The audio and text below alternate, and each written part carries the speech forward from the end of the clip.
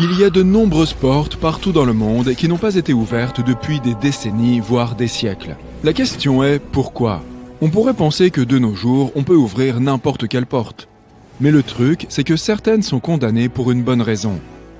Et jusqu'à présent, on n'a toujours pas pu savoir quel type de trésor elles cachaient. Voici 4 portes mystérieuses. Le Taj Mahal. Nous commençons avec le Taj Mahal en Inde, l'un des endroits les plus romantiques au monde.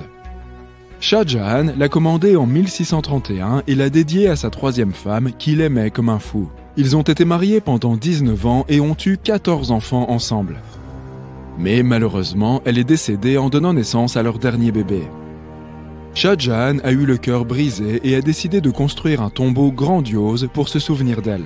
La construction a duré 20 ans. Le bâtiment a une disposition assez intéressante. La conception est super inhabituelle avec ses 4 minarets massifs de 40 mètres de haut qui se dressent au coin d'une énorme plateforme. Ils ne sont pas là uniquement pour l'esthétique. Au XVIIe siècle, les architectes avaient de sérieux problèmes avec les bâtiments qui s'effondraient sous leur propre poids. L'architecte en chef du Taj Mahal s'est donc assuré de placer ces minarets aussi loin que possible du tombeau. Il les a même inclinés de façon à ce que, s'ils devaient effectivement chuter, ils ne détruisent pas le reste du Taj Mahal. Tu parles d'une super planification. Le Taj Mahal cache des secrets insensés. Il y a des pièces scellées un peu partout dans lesquelles personne n'a le droit d'entrer. Et si tu regardes les photos du bâtiment depuis le bord de la rivière, tu peux apercevoir 2 sous-sols. Mais devine quoi, ils sont également fermés. Personne ne sait ce qu'il y a à l'intérieur, ni pourquoi ils sont verrouillés depuis l'époque de Shah Jahan. Apparemment, il y a une bonne raison pour laquelle ces pièces sont interdites. Certains chercheurs pensent qu'elles ont été construites avec du marbre, qui se transforme en une substance différente appelée carbonate de calcium s'il est exposé au dioxyde de carbone. Et lorsque cela se produit, de petits morceaux de marbre commencent à s'écailler comme des petits fous. Pour aggraver les choses, il n'y a pas d'air qui circule dans ces pièces. Cela signifie que si trop de CO2 s'accumule dans le sous-sol, les 4 minarets pourraient s'effondrer. Mais attends, ce n'est pas tout. Certaines personnes pensent que le corps de la femme de Shah Jahan se trouve peut-être dans l'une de ces pièces scellées, en parfait état. Et pourquoi pas ? Qui sait ce que ces salles mystérieuses peuvent bien garder ? Le Grand Sphinx de Gizeh. Le Grand Sphinx de Gizeh est entouré de mystères. Ce n'est pas seulement la plus grande statue monolithe au monde, c'est aussi une créature hybride avec une tête de femme et un corps de lion qui trouve son origine dans les mythologies égyptiennes et grecques. Elle est également très ancienne. On estime qu'elle a environ 4500 ans. La construction de cette merveille a duré approximativement 3 ans et a nécessité 100 ouvriers, qui n'étaient pas des esclaves, mais étaient traités avec des mets délicats comme de la viande de mouton et de chèvre. On pense par ailleurs qu'elle était autrefois beaucoup plus massive qu'aujourd'hui. Les archéologues ont trouvé d'énormes blocs de pierre et des boîtes à outils abandonnées près du site. Cependant, les véritables secrets du Sphinx se trouvent sous terre, près de ses pattes. Un groupe de scientifiques a utilisé un sismographe pour détecter 2 chambres cachées sous les pattes du Sphinx. Certaines personnes pensent que ces chambres pourraient être le légendaire Hall of Records, qui contient d'anciens parchemins révélant les secrets de l'univers. Je peux te dire que c'est bien plus cool que n'importe quelle bibliothèque que j'ai jamais visitée. La rumeur veut que les Égyptiens aient même caché des informations sur l'Atlantide. Autant dire qu'on est sur une version très ancienne de la théorie du complot. Malheureusement, nous ne pouvons pas tout simplement partir à l'aventure pour vérifier. Les chambres ont vraisemblablement 2 entrées, mais elles restent toutes 2 scellées. Les chercheurs n'ont pas encore reçu le feu vert pour vérifier leur théorie. Espérons qu'ils ne nous tiendront pas en haleine indéfiniment. Temple Sri Padmana Baswami. Ce temple est situé dans le magnifique état du Kerala en Inde. Ce temple est célèbre pour bien plus que sa beauté à couper le souffle. Sous le temple, il y a 6 voûtes, nommées de façon créative A, B, C, D, E et F. Les énormes portes en fer de ces chambres ajoutent au mystère de ce qui se cache derrière elles. Il y a quelques années, les autorités ont décidé d'ouvrir ces voûtes au monde, mais la tâche n'a pas été facile. Tu ne peux pas tout simplement ouvrir les portes et entrer. Non, la démarche a demandé beaucoup de travail. Cela leur a pris du temps, mais finalement, en 2011, ils ont ouvert 5 des 6 chambres. Et devine ce qu'ils ont trouvé. Des tonnes de trésors, des sacs d'or, des pierres précieuses et des bijoux en diamant d'une valeur inestimable. La valeur estimée de tout ce qui a été trouvé dans les chambres fortes est de 1000 milliards de dollars. C'est comme si le temple avait été la source d'inspiration d'inspiration réelle de la caverne des merveilles d'Aladin. Mais attends, j'ai dit 5 des 6, qu'est-il arrivé à la dernière? La chambre forte B est restée fermée, et pourtant ce n'est pas faute d'avoir essayé. Ils n'ont tout simplement pas réussi à l'ouvrir. On croit même qu'elle est mortellement maudite. La légende dit que seul un saint ou un sage peut briser la malédiction en chantant un mantra spécifique. Mais personne n'a encore réussi à le faire. Sans doute parce que nous n'avons pas de saint ou de sage à notre disposition. Il y a aussi une rumeur selon laquelle, dans les années 30, des envahisseurs de temples ont essayé d'entrer dans la chambre forte B pour y faire un bon vieux pillage classique. Mais ils n'ont jamais atteint leur objectif. Apparemment, de terribles serpents se sont matérialisés de nulle part et ont chassé la bande. Mais bien sûr, ce n'est qu'une légende urbaine, et il n'y a aucune preuve de cela. Cependant, on dit que le vérificateur général qui s'occupe du temple a affirmé que la chambre forte B avait été ouverte au moins 7 fois depuis 1990, et que rien de grave n'était arrivé à quiconque y était entré. Qui sait, peut-être devrions-nous envoyer Indiana Jones pour vérifier. Le tombeau du premier empereur. Au plus profond d'une colline, complètement intacte et entouré de pièges dangereux, se trouve un ancien tombeau vieux de 2000 ans.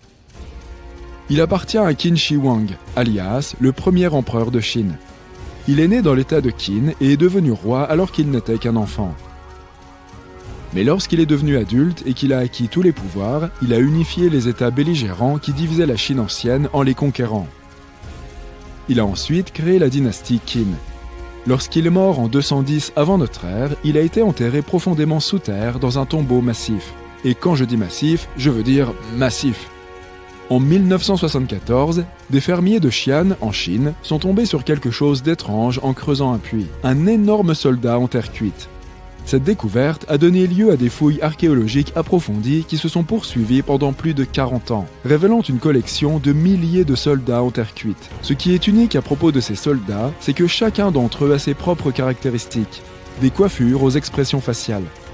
On pense qu'il pourrait y avoir jusqu'à 8000 de ces soldats, mais seulement 2000 ont été trouvés jusqu'à présent. Il est intéressant de noter que la tombe centrale, qui est censée être le lieu de repos de l'empereur, n'a pas encore été touchée.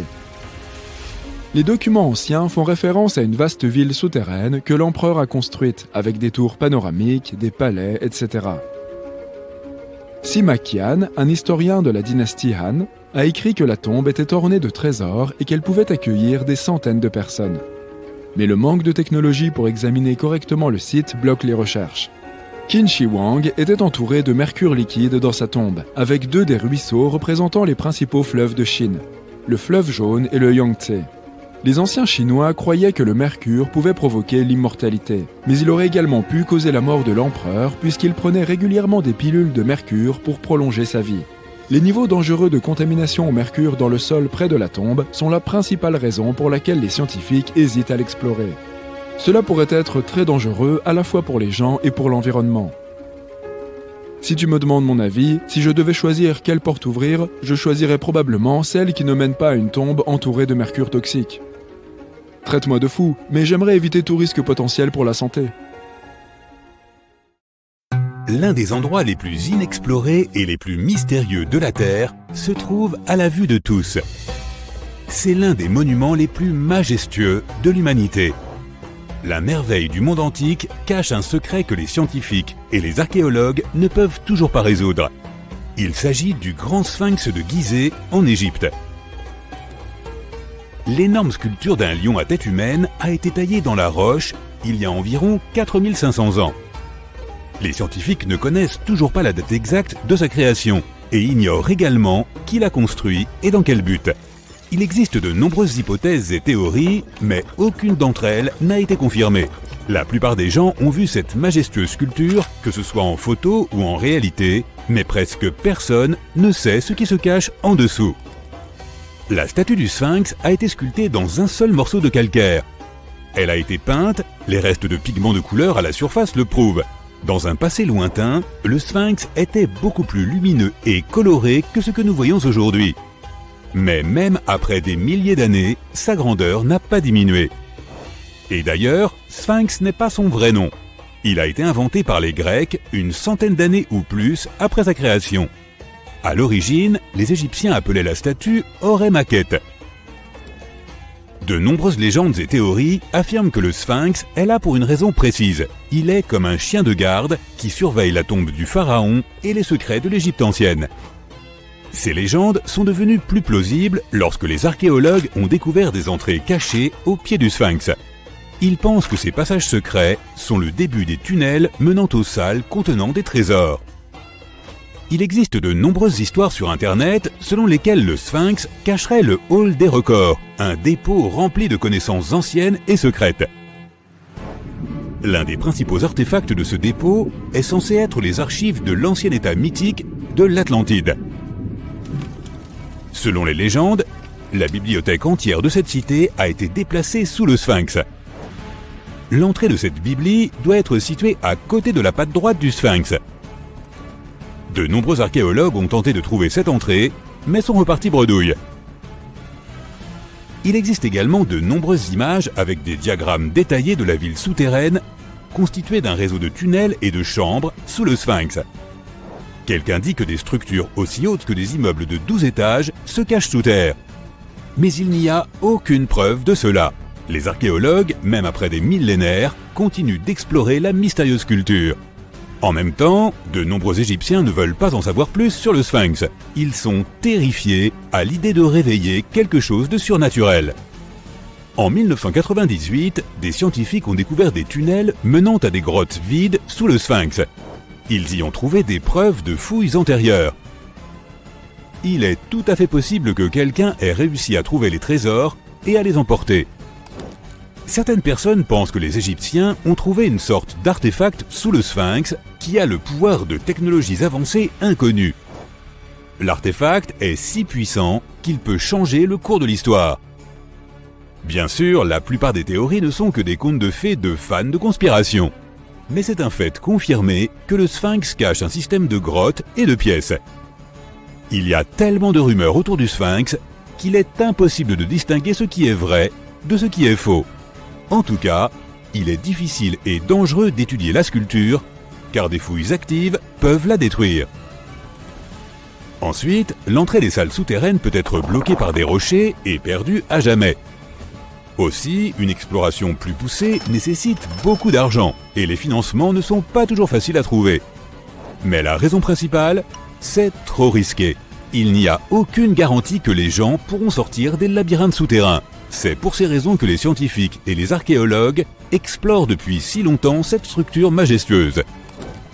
Le mont Rushmore, dans le Dakota du Sud, est un autre monument architectural célèbre qui recèle un secret. Tout le monde admire les images des visages des présidents américains gravés dans la roche, mais peu de gens savent qu'une pièce secrète se cache derrière la tête d'Abraham Lincoln.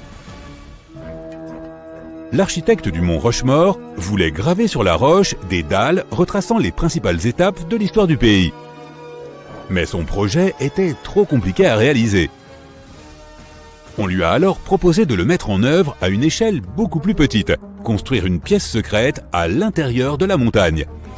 L'idée était de sauvegarder ses connaissances afin que les générations futures se souviennent toujours de l'histoire de leur pays. Malheureusement, l'architecte n'a pas eu le temps de terminer son travail. La construction a été interrompue pendant plusieurs décennies, mais à la fin des années 90, le projet a été repris. Des plaques de porcelaine émaillée illustrant l'histoire des États-Unis ont été placées dans la pièce. Il est possible que ces plaques soient stockées là pour toujours. Mais les gens ne peuvent pas les voir, du moins pas pour l'instant. La pièce est inaccessible aux touristes car il est trop difficile d'y pénétrer. Une autre pièce secrète se trouve dans l'Empire State Building. Il ne s'agit même pas d'une pièce, mais d'un endroit où l'on peut prendre de superbes photos. Presque tous les touristes se rassemblent sur le pont d'observation du 86e étage pour profiter d'une vue imprenable sur Manhattan. Mais il y a un autre pont avec des fenêtres panoramiques au 102e étage. Il y a beaucoup moins de monde là-bas car presque personne ne connaît cet endroit. Heureusement, l'accès à ce pont est ouvert à tous. Tu n'auras probablement pas à faire la queue pendant longtemps pour prendre une photo. Tu te sentiras spécial parce que tu te trouves dans un endroit super secret où il n'y a presque personne. Mais l'endroit le plus cool est encore plus haut, au 103e étage. Il s'agit d'une grande terrasse d'observation où les célébrités se font photographier. Ce n'est pas un lieu public, mais si tu connais les bonnes personnes, tu peux y accéder. Il n'y a presque aucune mesure de sécurité sur le site, seulement un rebord assez bas entre toi et un abîme. C'est pourquoi il est interdit aux foules de venir ici. Il n'est pas si facile d'y accéder et tu as peu de chances de réussir sans guide. D'abord, tu dois choisir le bon ascenseur qui t'y conduira. Ensuite, tu traverseras plusieurs salles d'ingénierie remplies de tuyaux, de panneaux électriques et d'autres éléments techniques. La dernière partie de ton chemin est une série d'escaliers à l'intérieur d'un minuscule couloir. Et voilà, tu es au sommet de New York. Maintenant, nous sommes à Paris. Tu vois la Tour Eiffel ? À l'intérieur, il y a des restaurants et des ponts d'observation. Mais si tu cherches bien, tu peux trouver un appartement secret. Maintenant, c'est un musée, mais il a été construit pour que des gens puissent y vivre. L'architecte de la tour, Gustave Eiffel, a créé cet appartement en 1889 pour lui-même. Il se trouve presque tout en haut de la tour Eiffel. Imagine la vue canon qu'il voyait chaque jour. Il était le premier et le seul locataire. Personne d'autre ne pouvait avoir accès à cet endroit. Lorsque l'architecte est décédé, l'appartement est resté vide pendant un long moment. Ce n'est que récemment qu'il a été restauré et transformé en musée. À l'intérieur, l'époque du siècle dernier est recréée. Ils ont même placé des figures de cire de Gustave Eiffel, de sa fille et de l'inventeur américain Thomas Edison dans la pièce. Cet endroit est rempli d'un flot incessant de passagers, d'employés de bureaux en retard, de visiteurs d'autres villes. Bruit, sifflet de train. À la gare Grand Central de New York, parmi tous ces bruits, tu peux entendre le son d'une balle frappant une raquette, si tu es au bon endroit. Un véritable court de tennis est planqué dans la gare centrale de New York. Il appartient à un club de tennis qui organise des matchs d'entreprise pour les employés de nombreuses sociétés. Le club a été ouvert dans les années 60. Maintenant, nous allons à Londres, à Charing Cross Road. Ce n'est pas facile de trouver un endroit secret ici. Pour y parvenir, tu dois regarder tes pieds bien attentivement. Tu vois ces grilles d'égout dans l'asphalte ? À l'intérieur d'elles, tu peux remarquer 2 panneaux avec le nom de Little Compton Street. Oui, il y a une autre rue juste en dessous de toi. Elle a disparu de toutes les cartes à la fin du 19e siècle. Charing Cross Road a été construite par-dessus. Les panneaux d'identification que tu vois font partie d'anciens tunnels d'ingénierie. Il y a un autre endroit intéressant à Londres. Il est situé dans le coin sud-est de Trafalgar Square. À première vue, il ressemble à un gros lampadaire, mais il y a trop de touristes qui se promènent. On s'approche et on se rend compte qu'une personne peut facilement tenir à l'intérieur du lampadaire. Le lampadaire n'appartient pas à un électricien, mais à un officier de police. Oui, c'est le plus petit poste de police du monde. Il a été construit dans les années 1930 et est utilisé comme poste de surveillance. Les officiers devaient s'y asseoir un par un et surveiller Trafalgar Square, qui attirait toujours de nombreux pickpockets et toutes sortes d'autres criminels.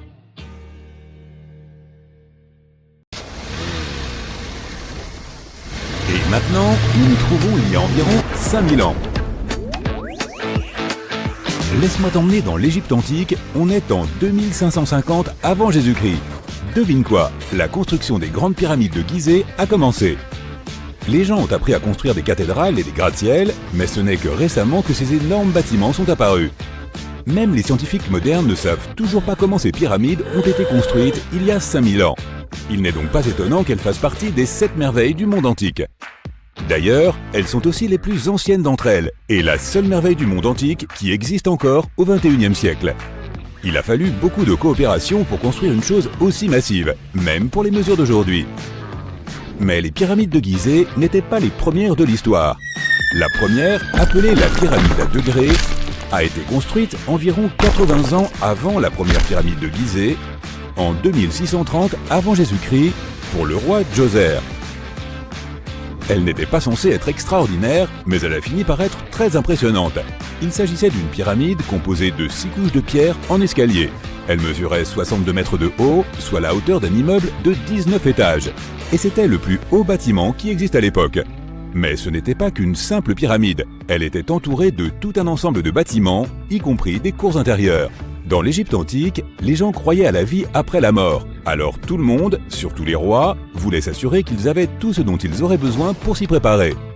Voici pourquoi le complexe des pyramides était parfaitement fourni avec de nombreux objets que les gens utilisaient au quotidien. Le complexe comprenait une pyramide et une sorte de palais. Ces bâtiments contenaient de nombreuses choses que le roi aimait et dont il pourrait avoir besoin un jour, comme des meubles, de la nourriture et des récipients en or. Après Djoser, la construction de pyramides est devenue une pratique courante, mais de nombreuses pyramides n'étaient pas terminées. Il fallait généralement une vingtaine d'années pour en construire une, mais de nombreux souverains régnaient bien moins longtemps que cela. Et en tout, il y a plus de 100 pyramides. Les pyramides les plus célèbres sont les grandes pyramides de Gizeh. La première, et la plus grande, a été construite pour le pharaon Khufu vers 2550 avant Jésus-Christ. À l'époque, elle mesurait 147 mètres de haut, ce qui est aussi haut qu'un immeuble de 40 étages. La deuxième pyramide a été construite pour le fils de Khufu, le pharaon Khafré, vers 2520 avant Jésus-Christ. Elle est un peu plus basse et mesurait à l'origine 143 mètres de haut, soit un immeuble de 39 étages. C'est la pyramide où se trouve la célèbre statue du Sphinx. Les Sphinx ont un corps de lion et une tête d'homme. On les construisait pour garder des zones importantes. Celui-ci a la tête du pharaon Khafré et garde sa pyramide faisant face au lever du soleil. Le Sphinx est la statue la plus connue et l'une des plus grandes et des plus anciennes du monde. À l'origine, il était de couleur rouge et avait un nez. Il est encore possible de voir les traces de pigments rouges près de ses oreilles, mais personne ne sait exactement quand son nez a disparu. Pendant un certain temps, le Sphinx a été en quelque sorte caché sous terre. Il était recouvert de sable jusqu'aux épaules. Heureusement, au début des années 1800, un aventurier, accompagné d'une équipe de 160 personnes, l'a déterré. La troisième pyramide de Gizeh est la plus petite. Elle est 2 fois plus basse. À l'origine, elle mesurait 66 mètres de haut, soit environ la hauteur d'un immeuble de 20 étages. Elle a été construite en 2490 avant Jésus-Christ pour le fils de Khafra, Menkaure. Les pyramides ont été conçues pour être alignées avec les points cardinaux et leurs côtés symbolisent les rayons du soleil. Mais à l'époque, il n'y avait pas de boussole. Les Égyptiens de l'Antiquité calculaient eux-mêmes les directions avec une précision étonnante. Pour aligner les pyramides, ils ont utilisé 2 constellations. À l'origine, les pyramides étaient recouvertes de calcaire blanc lisse et avaient un sommet doré et argenté pour refléter le soleil. Plus tard, d'autres rois ont pris le calcaire blanc des pyramides et l'ont utilisé pour d'autres constructions. Les scientifiques ont estimé que les Égyptiens de cette époque ont utilisé environ 2,3 millions de blocs de pierre pour construire la première pyramide. Chaque bloc pesait plus d'1 tonne, c'est le poids d'un rhinocéros. Certains blocs étaient encore plus gros, étant presque aussi lourds qu'un éléphant. Il y a 4 millénaires et demi, il n'y avait aucun équipement moderne pour aider à la construction. Il n'y avait pas de machines, pas de roues et même pas d'acier. Le seul métal dont ils disposaient était le cuivre. Aujourd'hui encore, les scientifiques ne savent pas exactement comment les Égyptiens ont réussi à construire les pyramides. Il ne reste aucun document qui pourrait nous éclairer à ce sujet. Certains pensent même que les Égyptiens voulaient garder le secret et qu'ils n'ont pas laissé d'archives à cet effet. Beaucoup croient que ce sont des gens pauvres et des étrangers qui ont construit les pyramides, mais ce n'est pas vrai. En fait, les bâtisseurs étaient des ouvriers très qualifiés et ils étaient bien nourris et bien payés. Les archéologues affirment que les bâtisseurs vivaient dans une ville provisoire à proximité et constituaient une communauté très organisée avec un chef bien déterminé. Les scientifiques affirment qu'environ 20 000 personnes ont travaillé sur chaque complexe de pyramides et qu'il a fallu environ 20 ans pour les construire. Il s'agissait probablement d'un projet national. Les ressources du site de construction étaient importantes et la nourriture et les produits de première nécessité devaient provenir de toutes les régions d'Égypte. Même avec tout ce soutien, on ne sait toujours pas comment les gens ont réussi à tailler, transporter et monter ces énormes pierres.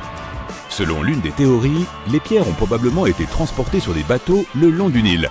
Ensuite, il y avait une partie plus difficile. Il fallait les déplacer vers le site de construction. Pour cela, ils ont probablement utilisé des traîneaux en bois.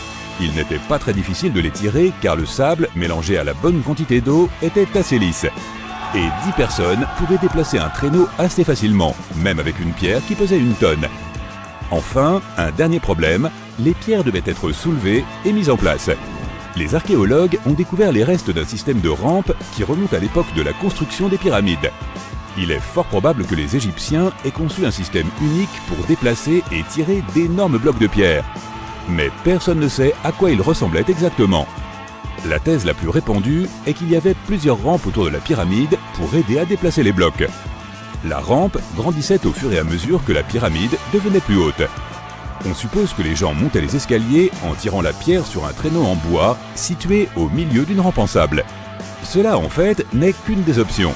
Certains disent que les rampes faisaient le tour de la pyramide, d'autres affirment que les rampes étaient à l'intérieur. Mais nous ne serons jamais certains, et cela restera toujours un mystère.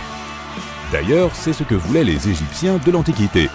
Étonnamment, il n'y a pas grand-chose à l'intérieur des pyramides. La plupart d'entre elles ne sont que des pierres solides avec très peu d'espace ouvert.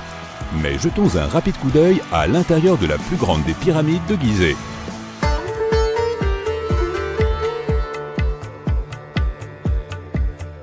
Depuis l'entrée, il y a 2 escaliers, l'un qui descend et l'autre qui monte. Celui qui descend vous emmène à une chambre située sous terre. C'est là que se trouvent les pharaons, mais pas dans cette pyramide, car Khufu voulait rester plus haut. La chambre souterraine est en partie inachevée. La pièce avec le sarcophage de Khéops est nommée la chambre du roi. On y monte à l'étage, puis on traverse la grande et longue galerie. Sous la chambre du roi, il y a une pièce appelée la chambre de la reine. Cependant, il n'y a pas de reine, et personne ne sait pourquoi la pièce s'appelle ainsi. Malheureusement, aucune de ces pièces n'a de hiéroglyphes sur les murs. Elles sont tout simplement vierges. Si tu veux en voir, tu dois aller dans les autres salles qui sont décorées. Ces œuvres d'art sont des représentations de la culture et de la vie quotidienne de l'Égypte antique. Les textes permettent aux chercheurs d'étudier leur langue et leur grammaire. Malheureusement, les trésors qui se trouvaient autrefois ici dans la pyramide ont été volés depuis longtemps. De cette pièce, il y a de nombreux tunnels dont le but est inconnu. Il y a beaucoup de tunnels et de passages à l'intérieur des pyramides. Il y a beaucoup de chambres, de puits et de chemins.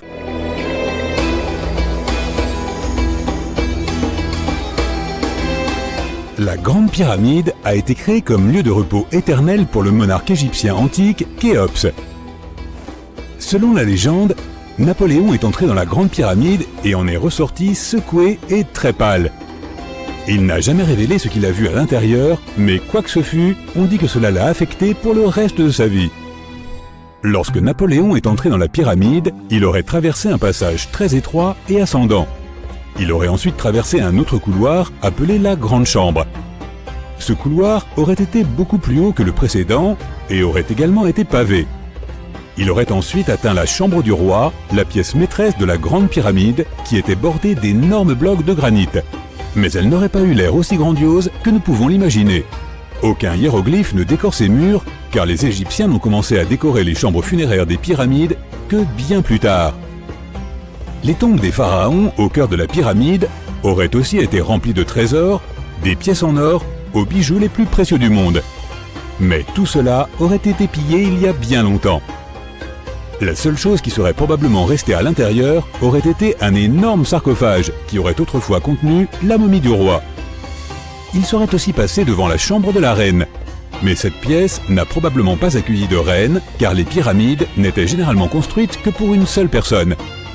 Des tunnels mystérieux partent de là. À ce jour, personne ne sait vraiment à quoi ils servent. Et ce n'est pas la seule chose mystérieuse et effrayante que Napoléon ait pu rencontrer. Car les histoires de pharaons laissant des malédictions anciennes sur les pyramides sont légion. De nombreuses pyramides portaient des avertissements écrits à l'extérieur racontant les choses horribles qui arriveraient à ceux qui entreraient et troubleraient la paix des lieux. Nous ne savons peut-être pas ce que Napoléon a trouvé exactement dans la Grande Pyramide qui l'a tant effrayé, mais nous savons avec certitude ce qui a été trouvé dans la tombe de Toutankhamon. Toutankhamon était un pharaon égyptien qui n'avait que 8 ou 9 ans lorsqu'il est monté sur le trône.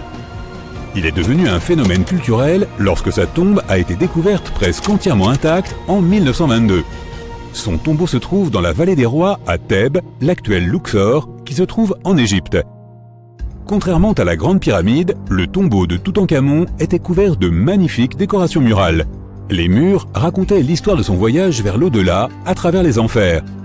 Les Égyptiens croyaient que chacun devait accomplir ce voyage, alors ils remplissaient les tombes d'objets et de peintures pour aider les morts à y parvenir. Il y aurait aussi eu des sortilèges peints sur les murs. Ils pensaient que cela aiderait les gens à passer dans le royaume suivant. Ce voyage serait assez long, c'est pourquoi les anciens Égyptiens remplissaient aussi les pyramides de nourriture. La pyramide de Toutankhamon était remplie de 8 paniers de fruits. On y a même trouvé des fruits de palmier doum. Les pièces étaient remplies de meubles, de statues, de vêtements et de bâtons, parmi tout un tas d'autres choses. On aurait probablement trouvé aussi beaucoup de vêtements et de bijoux coûteux dans les pyramides. Les anciens Égyptiens voulaient que leurs ancêtres voyagent avec style dans l'au-delà. Ils ont placé Toutankhamon dans sa dernière demeure avec plus de 50 pièces d'habillement, toutes de la plus haute qualité. Il y avait des tuniques, des foulards, des gants et des coiffes et une tonne de bijoux, ainsi que des bracelets, des pendentifs, des colliers, des bagues et des scarabées pour le protéger. Chacun d'entre eux était fait d'or ou de pierres précieuses. Il y avait aussi des éventails en plumes d'autruche pour garder le jeune pharaon au frais sous le chaud soleil égyptien. Mais la température à l'intérieur des pyramides n'a jamais vraiment dépassé les 20 degrés Celsius. Les anciens Égyptiens ont mis au point un système de climatisation très sophistiqué que nous ne comprenons pas encore complètement aujourd'hui. La pyramide de Toutankhamon contenait aussi 130 bâtons de marche en ébène, ivoire, argent et or pour l'aider dans son voyage. Il y avait 3 chars cachés au cas où il se fatiguerait de toute cette marche. 11 pagaies de bateaux ont également été placés à l'intérieur, mais il n'y avait aucune trace d'une quelconque embarcation. Les pyramides auraient été jonchées des senteurs et des parfums préférés du pharaon. Pendant les fouilles du tombeau de Toutankhamon, il est rapidement apparu qu'elle avait été en partie dévalisée pendant l'Antiquité. Les portes avaient été endommagées et des traces d'huile avaient été laissées dans des bocaux vides. Il semble que quelqu'un ait fait un raid sur la pyramide pour récupérer l'or, les parfums et les huiles qui avaient été laissés pour le roi Tout. Il restait encore un peu de parfum fait d'huile de noix de coco et d'encens dans un flacon. Il semble que le pharaon Toutankhamon aimait les jeux de société. Il y avait un plateau en ivoire de jeux de scénettes dans sa pyramide. Bien que nous ne sachions pas exactement comment y jouer, nous avons compris qu'il s'agissait d'une sorte de version égyptienne du backgammon. Il semble que c'était un jeu à 2 joueurs où le but était d'éjecter son adversaire du plateau. Reste à savoir contre qui pouvait bien jouer la momie de Toutankhamon. Les anciens Égyptiens avaient certains rituels qui peuvent nous sembler assez étranges. Par exemple, ils avaient l'habitude de se raser les sourcils si jamais ils perdaient un chat. Il n'est donc pas trop surprenant qu'ils aient mis des choses vraiment bizarres à l'intérieur des pyramides. Les archéologues ont découvert une collection de chats momifiés et de scarabées dans des pyramides datant de plus de 4000 ans. Ils ont été trouvés dans les pyramides de Saqqara qui se trouvent au sud du Caire. Ils ont aussi trouvé du matériel de maquillage et des miroirs à l'intérieur. Le maquillage était porté fièrement par les hommes et les femmes à l'époque de l'Égypte ancienne. L'eyeliner était le produit cosmétique le plus populaire. La pierre de Rosette est l'une des découvertes les plus significatives jamais faites dans les pyramides. Elle a été trouvée par l'armée de Napoléon Bonaparte. C'est une pierre de granit noir qui date de 196 ans avant Jésus-Christ. Elle est transcrite en grec, en démotique et en hiéroglyphique. Lorsqu'elle a été traduite en 1822, nous avons obtenu la clé pour comprendre les hiéroglyphes de l'Égypte ancienne pour la toute première fois. La découverte de la momie de la reine Hatshepsut en 1903 a changé à jamais notre compréhension des anciens Égyptiens.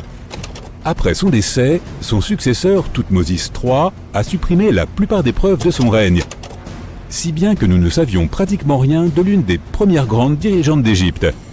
Elle est maintenant devenue l'une des rares et des plus célèbres pharaons. Le pharaon Khéops avait un bateau entier dans sa pyramide. Les archéologues ont découvert plus de 1200 morceaux d'un bateau géant près de la grande pyramide de Gizeh. Ils ont réassemblé le bateau et il fait une longueur impressionnante de 43 mètres. Il s'agit très probablement d'un bateau solaire qui a été conçu pour transporter le roi ressuscité auprès de la divinité Ra. Fait amusant, la pyramide de Gizeh est la dernière des 7 merveilles du monde antique. Les 6 autres sont les jardins suspendus de Babylone, le colosse de Rhodes, le temple d'Artémis, le mausolée d'Halicarnasse, le phare d'Alexandrie et la statue de Zeus à Olympie. Cette pyramide a également été la structure artificielle la plus haute du monde pendant 3800 ans. Pour ériger la plus grande pyramide d'Égypte, il a fallu un nombre stupéfiant de 2,3 millions de blocs de calcaire, dont certains pesaient jusqu'à 80 tonnes. Il aura fallu aussi 100 000 ouvriers et 23 ans pour la construire. Sa hauteur originale était de 147 mètres. En 2017, les archéologues ont découvert quelque chose d'étrange à propos de la Grande Pyramide d'Égypte. Il y a un vide caché d'au moins 30 mètres de long et personne ne sait vraiment pourquoi il est là ni ce qu'il contient réellement. Ce vide étrange est la première structure intérieure découverte dans la pyramide de 4500 ans depuis les années 1800. Les scientifiques ont utilisé des rayons cosmiques pour détecter le trou massif, mais ne sont toujours pas plus près aujourd'hui de découvrir ce qu'il y a à l'intérieur. Les anciens Égyptiens ont pris beaucoup de soin à construire les pyramides et tout était placé stratégiquement et structurellement solide. Il est donc improbable que ce trou soit dû à la chute de blocs au fil du temps. De nombreuses pyramides contenaient également de petites figurines modèles appelées Ushbeti. Elles représentaient des assistants. Ils croyaient qu'ils prendraient vie pour servir les pharaons dans l'au-delà. Mais il est fascinant de constater que toutes ces choses aient pu tenir à l'intérieur. Il n'y a pas tellement d'espace à l'intérieur des structures. Nous sommes en 1923. Deux adolescents se faufilent hors de chez eux au milieu de la nuit à Florida City. Selon la rumeur, un homme construisait tout seul un château de pierre. Mais chaque fois que quelqu'un essayait de voir ce que l'homme faisait, il s'arrêtait de travailler. Les adolescents, curieux, ont réussi à pénétrer dans le jardin d'Ed et ont vu quelque chose qu'ils ont plus tard décrit comme véritablement magique. Ils ont vu des pierres flotter comme des ballons à l'hélium. L'homme était capable de déplacer jusqu'à 30 tonnes sans l'aide de personne pour bâtir son château. Nul n'était autorisé à le voir travailler, mais il parlait fièrement de son projet dans toute la ville. Et quand les gens lui demandaient comment il faisait pour construire un château de pierre de ses propres mains, il répondait simplement « J'ai percé le secret des pyramides ». Cette histoire commence en Lettonie, le pays d'origine d'Edward Lidskalnin. Edward est né dans un petit village le 12 janvier 1887. Il a grandi dans une famille de maçons, ce qui explique sans doute sa connaissance des techniques de construction anciennes. Cependant, c'était un enfant maladif et il était incapable de porter de lourdes charges ou de pratiquer une activité physique intense. Un revers de fortune a décidé du destin d'Edward lorsqu'il avait 26 ans. L'amour de sa vie a rompu leur fiançailles et Ed, le cœur brisé, a décidé de déménager aux États-Unis. Il a vécu dans divers États américains avant de finalement s'installer en Floride où son aventure a commencé. Ed a passé des années à chercher une terre où construire la maison de ses rêves. Les bonnes terres agricoles ne l'intéressaient pas. Lorsque les gens lui demandaient pourquoi, il ne répondait que par un sourire. Finalement, il s'est décidé pour un terrain et l'a acheté contre les recommandations de ses plus proches amis. Le sol était rocheux et par conséquent incultivable. Mais il était parfait pour ce qu'il cherchait à faire. Les amis d'Ed le décrivaient souvent comme quelqu'un d'excentrique. Lorsqu'on lui demandait pourquoi il voulait construire une maison, il se contentait de répondre « C'est pour l'amour de mes 16 ans. Un jour, elle reviendra. » Puis il changeait de sujet de conversation. Il a fallu environ 30 ans à Ed pour terminer le château de corail et il a tout fait tout seul. Il ne travaillait que la nuit et ne laissait jamais personne voir ce qu'il faisait. Le château de corail est un ouvrage rempli de mystères. Si tu voulais visiter le site à l'époque, tu devais passer par une porte tournante de 9 tonnes et de 2 mètres de haut que même un enfant pouvait pousser avec qu'un seul doigt. Ed était si fier de sa porte qu'il a initialement nommé son site le parc à la porte de pierre. Il n'a été rebaptisé château de corail que bien plus tard, après le décès d'Edward. Une fois à l'intérieur, les visiteurs peuvent admirer les incroyables merveilles de construction d'Edward Lidskalnin. Des tours, des symboles mystiques, des meubles et des balançoires, tout entièrement fait de blocs de pierre monolithiques. Les pierres sont posées les unes sur les autres et ne tiennent ensemble que par leur propre poids. Et crois-le ou non, le parc compte environ 1100 tonnes de pierre. Aujourd'hui, si tu visites la maison d'Ed, tu pourras même voir les instruments élémentaires qu'il utilisait pour travailler. Burin, marteau, cordes et poulies. Mais ces réalisations semblent difficilement imaginables avec des équipements modernes. Sans eux, elles semblent impossibles. L'énigme du château de corail réside dans sa construction même et les techniques utilisées. Sur la seule photo d'Ed Lidskalnin au travail, nous voyons une structure à levier simple composée d'un palan à chaîne attaché à un trépied de bois. Le trépied était fait de vieux poteaux téléphoniques surmontés d'un caisson en bois. Ce qu'il y avait dans le caisson demeure bien sûr un mystère. Malheureusement, il a emporté ses secrets avec lui, n'ayant jamais dévoilé la vérité de son travail à quiconque. Mais nous en saurons peut-être davantage un jour, car plusieurs personnes ont émis des théories et continuent encore aujourd'hui de spéculer sur les techniques employées. Selon l'une de ces théories, il existerait un réseau harmonique dans la couche superficielle de la Terre et donc des zones d'antigravité en certains points du globe. On pense que le château de corail aurait été construit sur une de ces zones. Cela pourrait expliquer pourquoi Ed a mis si longtemps à trouver le terrain qui lui convenait. Peut-être cherchait-il un site qui lui permettrait d'exploiter ses forces antigravitationnelles. Mais chaque fois qu'Ed parlait de son travail, il disait simplement qu'il avait tout compris des lois relatives au poids et aux effets de levier et qu'il avait percé le secret des pyramides. Mais de quel secret s'agissait-il, te demandes-tu peut-être? D'après Ed lui-même, tout reposait dans le magnétisme. Il a même publié un texte intitulé « Le courant magnétique ». Il y explique que toute chose contient des particules magnétiques, il ne reste qu'à découvrir où elles se trouvent exactement à l'intérieur de tel ou tel objet. Et ainsi, les objets peuvent être soulevés et déplacés sans presque aucun effort. Un peu comme on déplace quelque chose de lourd sous l'eau. Les scientifiques disent que si nous supposons qu'Ed Lidskalnin et les bâtisseurs de pyramides ont utilisé la même technique, il n'aurait fallu qu'environ 4700 ouvriers pour construire la grande pyramide de Gizeh, au lieu des 20 à 100 000 estimés habituellement. Mais cette histoire recèle encore de nombreux mystères. À la fin des années 1920, Ed terminait la construction de son château de corail à Florida City. Des rumeurs sur son travail s'étaient répandues dans toute la ville. Les gens disaient qu'Ed cachait de l'argent quelque part dans sa maison. Une nuit, un groupe d'hommes a attendu qu'Ed se trouve seul pour s'introduire dans le château et le cambrioler.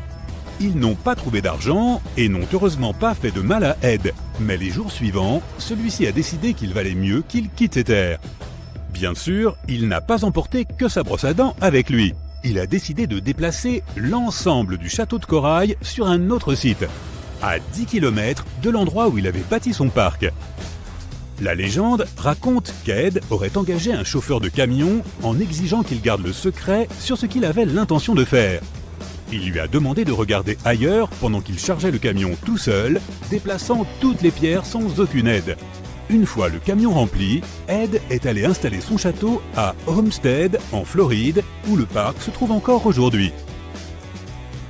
En 1986, on a envoyé une équipe d'ingénieurs de l'université de Floride pour tenter de réparer la porte d'entrée du parc, ce portail tournant de 9 tonnes dont Ed était si fier. Ils s'y sont rendus munis des équipements les plus modernes, parmi lesquels une grue de 20 tonnes. Lorsque les ingénieurs ont démonté la porte, ils ont remarqué qu'Ed avait placé une étrange pierre circulaire au-dessous. Les ingénieurs ne comprenaient pas comment cette pierre de la taille d'un frisbee pouvait soutenir un poids de 9 tonnes sans être immédiatement réduite en miettes. Ils ont envoyé la pierre au département de géologie de l'université de Floride, mais les géologues l'ont simplement renvoyée en affirmant qu'ils ne savaient pas d'où elle pouvait provenir. Rien dans leur base de données ne pouvait les renseigner sur son origine. Les ingénieurs ont remis la porte de 9 tonnes en place en essayant d'utiliser d'autres techniques. Au début, cela ne fonctionnait pas sans la base qu'Ed avait utilisée. Ils ont donc dû couper directement dans la pierre pour que la porte puisse à nouveau tourner, prouvant du même coup qu'aucune technologie moderne ne pouvait reproduire ce qu'Ed avait fait tout seul. Avance rapide jusqu'en 2011. Un homme a prétendu avoir percé le mystère des bâtisseurs de pyramides et d'Ed Lidskalnin lui-même. Wally Wallington, un ouvrier du bâtiment à la retraite du comté de Lapeer dans le Michigan, a réussi à construire quelque chose en utilisant des techniques similaires à celles utilisées par Ed. Wallington est célèbre pour avoir bâti son propre Stonehenge dans le Michigan. On dit qu'il a utilisé des machines simples, des leviers et des contrepoids pour déplacer des blocs de béton de plusieurs milliers de kilos. Contrairement à Ed, Wallington a partagé ses techniques avec le public. De multiples vidéos présentent les techniques d'ingénierie qu'il a mises au point en n'employant que des matériaux très simples. C'est vraiment impressionnant. Il a déplacé sa grange entière sur un autre site en n'utilisant que des outils élémentaires. Cependant, il n'y a aucun moyen de savoir si ce sont les mêmes techniques que celles utilisées pour la construction du château de corail. À ce jour, les secrets du célèbre château n'ont toujours pas été élucidés. Mais qui sait, Nous sommes en 1898 et tu participes à des fouilles à Saqqara. Cet endroit, situé non loin du Caire, regorge de tombes anciennes et de pyramides. En bon aventurier, tu espères trouver quelque chose de vraiment cool et devenir célèbre. De l'or, des manuscrits, des cartes au trésor, des momies de pharaons. Mais tu trouves un oiseau en bois. Tu es très déçu. Ça ressemble à un simple jouet. Un jouet ancien, mais un jouet tout de même. Tu es alors loin de te douter que, dans quelques années, quelqu'un affirmera qu'il s'agit en fait d'un ancien monoplan. Cet objet, surnommé l'oiseau de Saqqara, est en bois de sycomore. Il a une envergure d'à peine 18 cm et pèse environ 40 grammes. Un beau souvenir de ton voyage en Égypte, à mon avis. Il a plus de 2000 ans et est assez simple, sans plumes gravées ni aucune autre décoration. Il a cependant un bec et des yeux, ce qui le fait un peu ressembler à un faucon, l'emblème du dieu Horus. Sa queue a quelque chose d'inhabituel, elle est carrée, étrangement droite, et on dirait qu'une pièce aujourd'hui manquante venait autrefois la compléter. Nous adorons résoudre les mystères, du coup, plusieurs théories ont été avancées au sujet de cet oiseau. La première, toute simple, est qu'il s'agissait d'un objet cérémoniel. La deuxième idée est qu'il s'agissait du jouet d'un enfant né dans une famille aisée. Il pourrait s'agir d'une sorte de boomerang, très populaire dans l'Égypte ancienne. Enfin, selon une autre théorie, l'oiseau aurait été utilisé comme girouette. Mais cette théorie n'a pas été retenue, car la figurine ne présente aucun trou ou marquage, à l'exception de celui qui a été fait au musée du Caire pour la fixer sur son socle. Il n'y avait donc jadis aucun moyen de l'accrocher. Près d'un siècle après la découverte de l'oiseau, l'égyptologue Khalil Messia a proposé une nouvelle théorie selon laquelle il pourrait s'agir d'un modèle de monoplan. Selon lui, il manquait à l'oiseau un empennage horizontal. Par ailleurs, ses ailes étaient placées à angle droit, comme celles des avions modernes. Cela aurait pu servir à générer la portance aérodynamique nécessaire au vol. Le docteur Messia a également affirmé qu'il était courant à l'époque de placer des modèles miniatures d'inventions technologiques dans les tombes. Les anciens Égyptiens ont-ils vraiment inventé l'avion en 200 avant notre ère ? Cela aurait beaucoup contrarié les frères Wright, que l'on considère comme les inventeurs de l'aviation. Ils n'ont effectué leur premier vol qu'en 1903. Afin de nous en assurer, il nous faudrait tester le modèle. Mais le musée égyptien ne laisserait probablement personne lancer en l'air cette précieuse pièce de collection. C'est pourquoi le concepteur de planeur, Martin Grégory, a construit un modèle similaire, cette fois en balsa, et a pu conclure que même avec un empennage horizontal, cet avion n'était pas très performant. Affaire résolue. Et non. Une chaîne de télévision n'a pas trouvé cela convaincant et a donc invité un expert en aérodynamique à construire une autre réplique de notre oiseau. Il l'a testé dans des conditions similaires à celles de l'Égypte ancienne, et a été impressionné par ses capacités. Ainsi, si le prototype d'un avion a bien été inventé à l'époque des pharaons, il s'agirait d'un opart, ou objet manufacturé incongru, en français. Soit un objet anachronique, en avance sur son temps en termes de technologie ou d'histoire. Et l'oiseau de Saqqara n'est pas le seul exemple d'une telle chose. En 1901, un groupe de plongeurs a découvert la machine d'Anticythère dans une épave sous-marine près de l'île grecque du même nom. On l'a surnommée le premier ordinateur analogique du monde. Et on pense qu'elle date d'environ 100 ans avant notre ère. Le mécanisme en bronze pouvait indiquer la position du Soleil, de la Lune, des planètes et des étoiles, ainsi que les phases lunaires, les dates des prochaines éclipses solaires, et même la vitesse à laquelle la Lune se déplace dans le ciel. Personne ne sait exactement qui l'a utilisé, ni comment ou où il a été fabriqué. Mais il est évident qu'il était extrêmement précis et bien trop avancé pour son époque. Les premières toilettes à chasse d'eau ont-elles été inventées au XXe siècle ? Et non.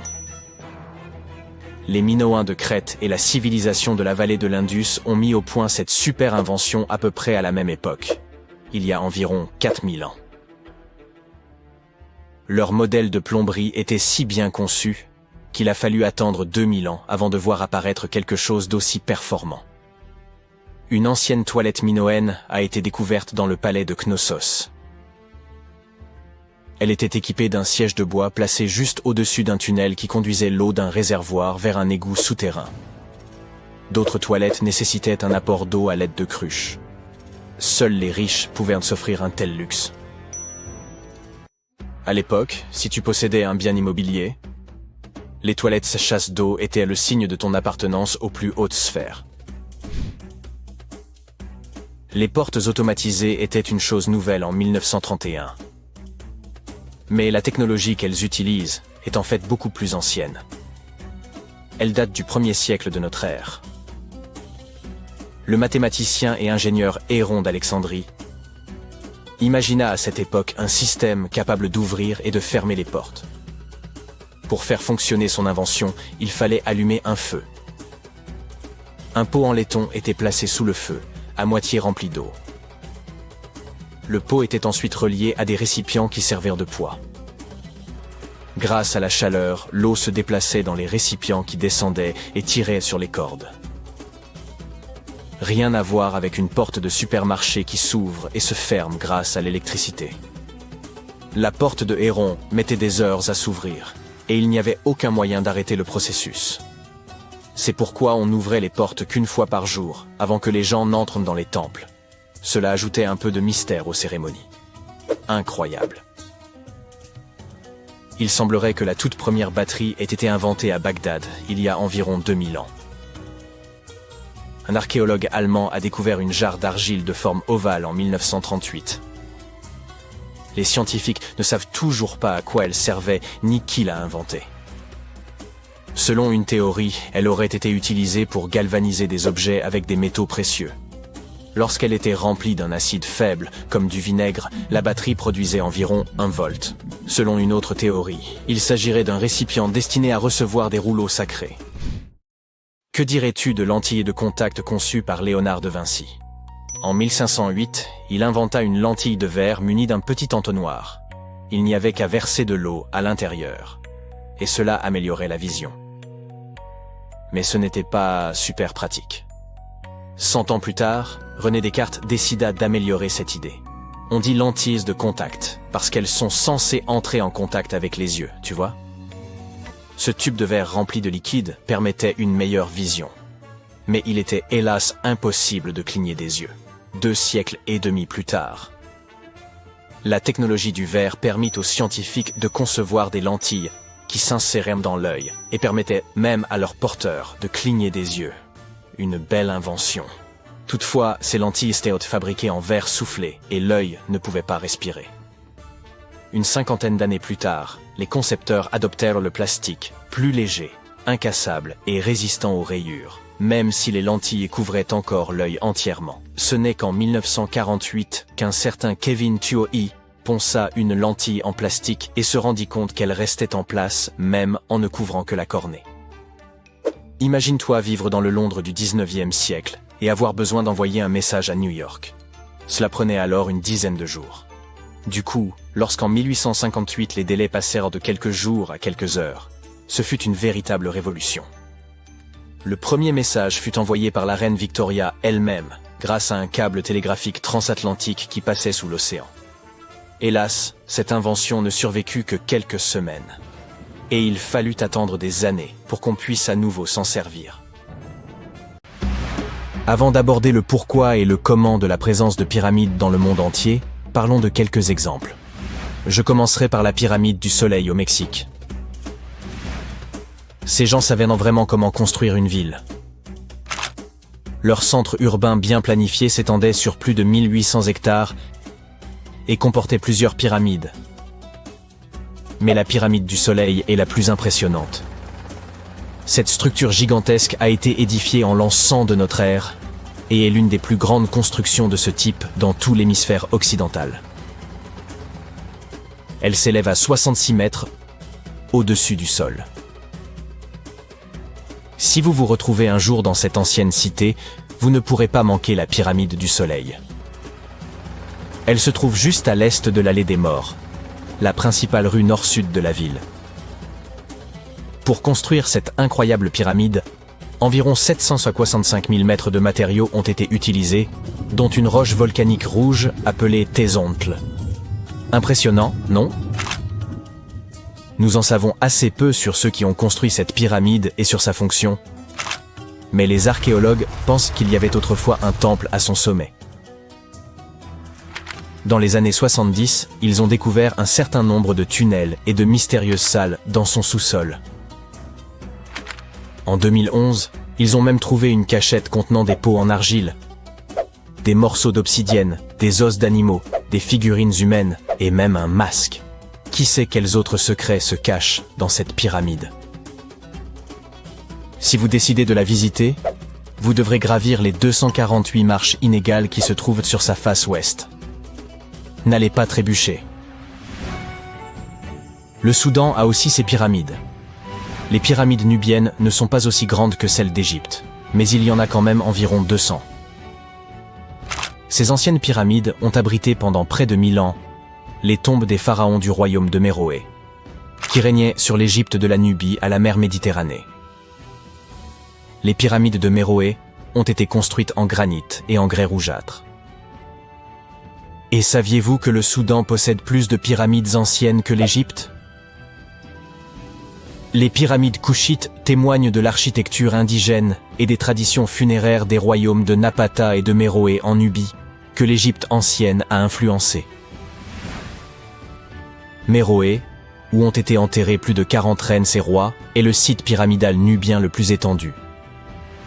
Les murs des tombes représentent des rois momifiés parés de bijoux, leurs coffrets en bois contenant des arcs, des carquois de flèches et d'autres objets témoignant des relations et des échanges commerciaux avec les civilisations égyptiennes et grecques.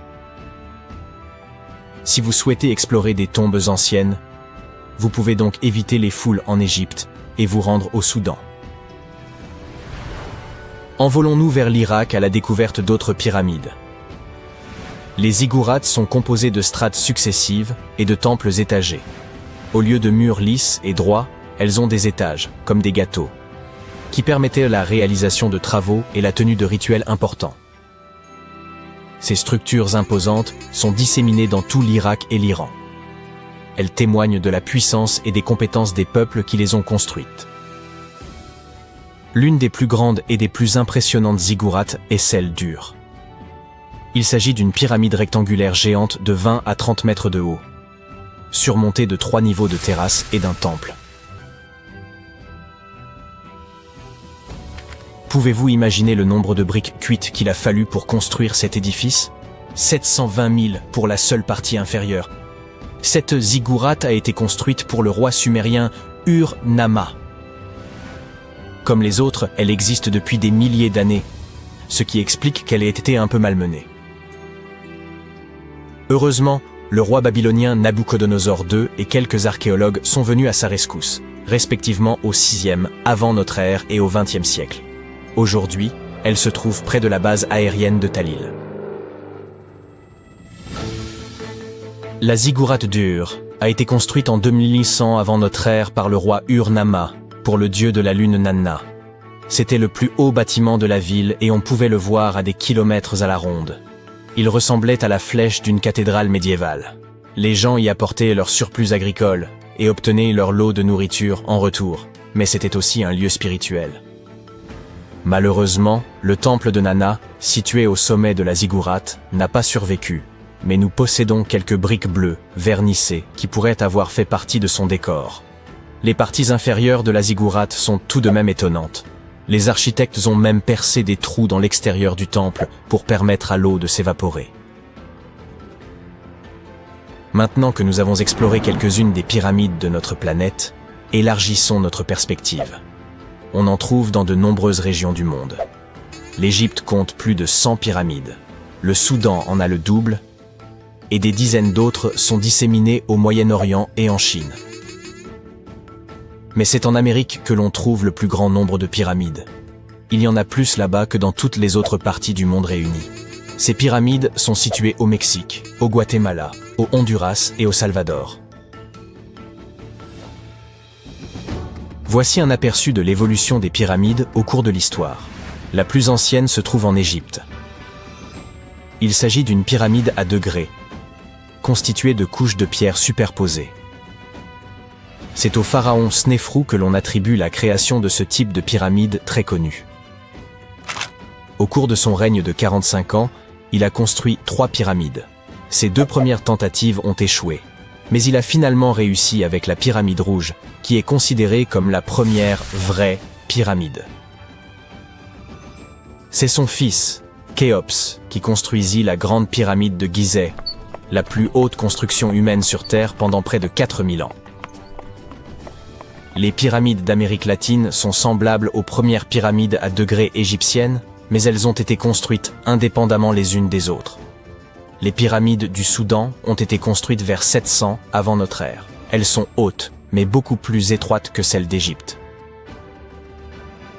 Comment toutes ces civilisations ont-elles pu construire ces édifices sans communiquer entre elles? Après tout, les Aztèques, les Mayas et les anciens Égyptiens étaient aussi différents que possible. Mais malgré leurs différences culturelles, ils semblaient tous d'accord sur une chose. Les pyramides étaient plutôt cool. Les pyramides à degrés sont présentes dans le monde entier parce que c'était le type de structure le plus pratique et le plus stable. Elles pouvaient être construites en hauteur sans matériaux légers comme le bois ou le métal. La forme triangulaire avec une base carrée est extrêmement stable comparée à une structure cubique qui nécessiterait plus de matériaux pour une hauteur moindre. En ce qui concerne la conception des pyramides, celle d'Égypte ressemblait à des triangles géants avec une base carrée, des côtés lisses et un sommet pointu. En revanche, les Aztèques et les Mayas ont préféré l'aspect d'un gâteau à étages, avec des marches menant à une plateforme au sommet. Ainsi, bien que toutes ces pyramides aient la même base, elles ont chacune leur propre style. Chaque groupe a construit ces pyramides en utilisant des inclinaisons, des techniques et des matériaux différents. Ainsi, même s'ils se sont parfois inspirés du travail des autres, ils sont restés originaux. Les pyramides égyptiennes avaient des faces lisses et inclinées conçues pour favoriser l'ascension de l'âme du pharaon. La pyramide du soleil a été construite au-dessus de grottes qui servirent de passage aux divinités. Les Mayas ont construit le temple de Kukulkan à Chichén Itzá pour honorer cette divinité que l'on représente généralement sous la forme d'un serpent. Surnommé El Castillo, il comporte 91 marches de chaque côté ainsi qu'une plateforme, soit 365 marches, une pour chaque jour du calendrier maya. Dites-moi les amis, comment les pyramides ont-elles été conçues? Pour commencer, ce sont des humains qui les ont construites, et non des extraterrestres débarqués sur Terre en soucoupe volante. Vous voyez, une chose que toutes les pyramides ont en commun, c'est qu'elles ont été bâties sans outils avancés, et parfois même sans roues. Les ouvriers, qualifiés ou non, étaient nombreux, ainsi que les architectes. Par exemple, on estime qu'il fallut 20 000 personnes pour la grande pyramide de Gizeh, et que la plupart étaient de fins artisans. La construction d'une pyramide était une entreprise de grande envergure qui nécessitait des années de planification et d'efforts. Celle de Cholula, au Mexique, a nécessité 600 ans de travail. Imagine que tu travailles 7 jours sur 7 sur un grand chantier de construction. Comme des milliers d'autres personnes, tu portes des millions de blocs de pierre et tu les poses les uns sur les autres selon un système complexe. Tu travailles sans équipement de construction moderne. Tu n'as pas de climatisation, ni d'accès permanent à l'eau. Il fait si chaud dehors que tu peux faire frire des œufs sur la route. Tu construis cette pyramide depuis des décennies. Et maintenant, quand elle est enfin terminée, tu apprécies le résultat du travail colossal de milliers de personnes. Tu as devant toi un monument culturel géant de valeur mondiale qui va se figer dans le temps et émerveiller les gens pendant des dizaines de milliers d'années. Quelques milliers d'années ont passé, les gens du 21e siècle voient les pyramides et se disent « Waouh, je ne peux pas croire que des humains aient construit ça ». Oui, les gens qui ont construit les pyramides n'auraient pas apprécié ce genre de remarques. Mais en fait, il y a de bonnes raisons de penser que les gens qui l'ont construit ont utilisé une technologie hors du commun. De l'extérieur, on dirait que les grandes pyramides ne sont que de grands triangles de pierre. Les gens ont simplement posé des blocs lourds les uns sur les autres. Et c'est tout. En fait, la conception semble trop parfaite pour être vraie. La pyramide est constituée de plus de 2 millions de blocs. Ils sont si proches les uns des autres et si réguliers qu'on ne pourrait même pas glisser une fine feuille de papier entre eux. Incroyable! Les scientifiques ne connaissent toujours pas la technologie exacte utilisée pour construire les pyramides égyptiennes. L'une des plus grandes et des plus célèbres est la grande pyramide de Gizeh. Cette énorme construction connue dans le monde entier a un grand secret. Il devait y avoir une pierre de couronnement au sommet de la pyramide. C'est un bloc de pierre de forme triangulaire, une petite pyramide au sommet d'une énorme. La chose est aussi connue sous le nom de pyramidion. Les bâtisseurs de l'Égypte ancienne l'ont fabriquée en granit et en calcaire et l'ont recouverte d'or. Aucun document ou dessin ancien ne permet de prouver qu'il y avait un pyramidion au sommet de la grande pyramide de Gizeh. Mais il existe une autre structure égyptienne ancienne dans ce type de triangle, la pyramide rouge. Elle a été construite avant la grande pyramide et sa pierre de couronnement a survécu jusqu'à ce jour. Les archéologues l'ont trouvée et reconstruite. Mais alors, où pourrait se trouver la pierre de couronnement de la grande pyramide? C'est un mystère qui n'a toujours pas de réponse. Certains sont persuadés que des voleurs l'ont dérobée au sommet. Peut-être ont-ils simplement grimpé et poussé le pyramidion jusqu'en bas. C'est tout à fait logique. La pierre angulaire était probablement l'élément le plus précieux de la pyramide. De nombreux scientifiques et archéologues ne connaissent toujours pas sa fonction exacte. Certains pensent que ce sommet recouvert d'or glorifiait les pharaons. La nuit, la pierre de couronnement reflétait la lumière de la lune et illuminait tout l'espace qui l'entourait. Pendant la journée, cette pierre reflétait la lumière du soleil avec sa surface brillante. On pouvait la voir de loin. Le sommet de la pyramide était une sorte d'étoile guide pour les voyageurs perdus. Tous les autres blocs de pierre de la pyramide sont constitués de calcaire. Les gens les polissaient pour les faire briller. Dans le passé, ils étaient même très brillants et reflétaient la lumière. On aurait pu voir des pyramides lumineuses depuis l'espace, même si elles ressemblaient à de toutes petites lumières. Au fil des milliers d'années, les vents, les tempêtes de sable et les pluies ont modifié l'apparence des pyramides. Si les gens avaient pris soin d'elles pendant tout ce temps, elles auraient ressemblé à quelque chose sorti des films de science-fiction ou bien aux pyramides de Las Vegas. Mais malheureusement, nous ne verrons jamais leur apparence d'origine. Certains archéologues et scientifiques pensent que la pierre de couronnement pouvait absorber l'énergie du soleil et la répartir uniformément dans la pyramide. Personne ne sait précisément pourquoi les Égyptiens avaient besoin de cette technologie. Il y a une théorie selon laquelle les pyramides sont d'anciens systèmes énergétiques. Les pharaons ont appliqué cette énergie pour utiliser des technologies uniques plus avancées que toutes les réalisations du XXIe siècle. Et la forme triangulaire des pyramides était idéale pour stimuler cette énergie électromagnétique. En théorie, le rayonnement solaire ou les forces électromagnétiques s'accumulent au sommet de la pyramide, remplissent les pièces intérieures, puis descendent le long des murs jusqu'à la base. Toute déformation de la surface pourrait empêcher le flux de se répandre. Ils ont donc dû créer une surface parfaitement lisse. C'est pourquoi ils ont installé les blocs de manière que personne ne puisse glisser une aiguille ou une lame de rasoir entre ceux-ci. Beaucoup de gens croient à cette théorie parce qu'ils ont construit les pyramides en calcaire. Ce matériau peut retenir l'énergie en son sein. Dans la partie intérieure, ils ont créé des dépôts de granit pour provoquer l'ionisation de l'air, c'est-à-dire pour créer une charge électrique. Ils ont également creusé des canaux sous la pyramide pour que l'eau puisse transmettre l'électricité. Et au sommet, ils ont placé une pierre de couronnement en or, le meilleur conducteur d'électricité. C'est ainsi que l'on obtient un grand générateur d'électricité. Différentes cultures ont utilisé des technologies similaires pour créer de l'électricité dans le monde entier. Mais ce ne sont que des théories. Si cela avait fonctionné, l'humanité aurait utilisé ces technologies aujourd'hui.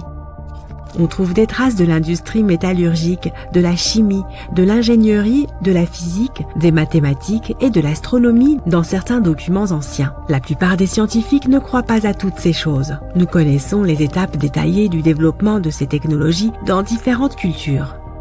Au XXIe siècle, les scientifiques, les historiens et les anthropologues peuvent suivre l'évolution de tous les appareils modernes. Si les gens avaient créé certaines inventions technologiques dans les temps anciens, l'histoire du monde aurait été différente. Peut-être que toutes les réalisations de l'Antiquité auraient pu être effacées de la surface de la Terre par des cataclysmes mondiaux. Et cela peut nous arriver à nous aussi. Imagine seulement comment les gens retrouveraient un ordinateur portable dans 5000 ans. Ils ne comprendraient peut-être pas de quel type d'appareil il s'agit. Une autre merveille égyptienne entourée de mystères est la statue du Sphinx. Les Égyptiens l'ont taillée dans une seule pièce gigantesque de calcaire. Il y a environ 4500 ans. Mais les scientifiques ne savent toujours pas la date exacte de sa construction ni qui l'a construite. Les Égyptiens ont peint le sphinx de différentes couleurs, de sorte que son aspect était beaucoup plus brillant et plus vif dans un passé lointain. Il brillait tout comme les grandes pyramides. Quoi qu'il en soit, le temps n'a pas seulement changé son apparence, mais aussi son nom. Au départ, les Égyptiens l'appelaient Ori-Mekhet. Les Grecs l'ont rebaptisé Sphinx quelques centaines d'années après sa construction. Il soulignait la grandeur des souverains d'Égypte. Il remplissait également la fonction symbolique d'un chien de garde qui surveillait la tombe du pharaon et les chemins qui menaient à celle-ci. Cette version semble réaliste, puisque les archéologues ont découvert de nombreuses entrées secrètes au pied du sphinx. Peut-être que ces pièces et ces tunnels complexes mènent à des salles souterraines contenant des trésors, et les trésors ne sont pas toujours de l'or ou des bijoux. Selon les légendes et les théories, le sphinx garde la salle des archives où sont stockées toutes les connaissances de l'humanité. Les informations sur l'ancien état mythique de l'Atlantide pourraient se trouver ici. Tu peux trouver de nombreuses cartes détaillées des donjons internes du sphinx sur Internet. Elles montrent des structures de 12 étages de profondeur sous la statue. On dirait une petite ville remplie d'or, de parchemins de savoir et de divers artefacts anciens. Mais on ne peut pas croire toutes ces cartes. Ce ne sont que des théories. Plusieurs milliers d'années se sont écoulées, mais les gens ont en réalité très peu d'informations sur ce sujet. Les archéologues savent qu'il y a encore beaucoup de choses étranges et passionnantes à propos du sphinx qui n'ont pas encore été découvertes. Les gens du coin ont souvent peur de faire des recherches car ils croient qu'ils peuvent réveiller quelque chose de terrible, des profondeurs souterraines. Par conséquent, ce sont surtout des scientifiques d'autres pays qui mènent les fouilles. En 1998, des scientifiques ont découvert d'étranges tunnels qui menaient à des pièces vides sous le sphinx. Ils ont constaté que des personnes avaient essayé de passer par ces tunnels dans le passé. Et il est possible que ces personnes aient emporté tous les trésors qui s'y trouvaient. Une des légendes dit qu'un puissant artefact se trouve sous le sphinx. Son pouvoir pourrait changer le monde entier, mais les habitants le cachent car il pourrait nuire à la planète. Certains pensent que l'on peut trouver des preuves de technologie inconnue peintes sur les murs de granit des tombes des pharaons. Mais le plus probable est que ces peintures et ces signes nous racontent juste les mythes et les légendes de l'Égypte ancienne.